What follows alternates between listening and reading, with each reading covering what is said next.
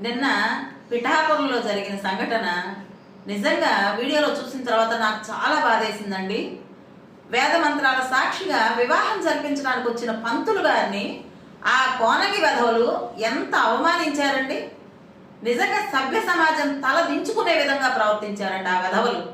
ఆ నీచుల్ని నేను గనక ఆ టైంలో అక్కడ ఉండుంటే చింతవరక తీసుకుని పరిగెత్తించి కొట్టేదాన్నండి. అంత కోపం వచ్చింది. ఆ చుట్టూ ఉన్న పెద్ద మనుషులు ఏం చేస్తున్నారండి? చోద్యం చూస్తారా? తప్పును తప్పు అని చెప్పద్దా అండి? అంటే మీరు సమర్థిస్తున్నట్ట? అక్కడ జరుగుతున్న సంఘటన మీరు రెండు కళ్ళతోటి నిలువుగట్లు వేసుకుని చూస్తూ కూర్చున్నారంటే మీరు సమర్థించినట్టే కదా. ఏమనుకుంటున్నారు? అంటే బ్రాహ్మణులు అంటే అంత లోకువా అండి? నాకైతే ఏం అర్థం కావడం లేదండి. ఎందుకు జరుగుతోంది? నిన్న పిఠాపురంలో జరిగిన సంఘటన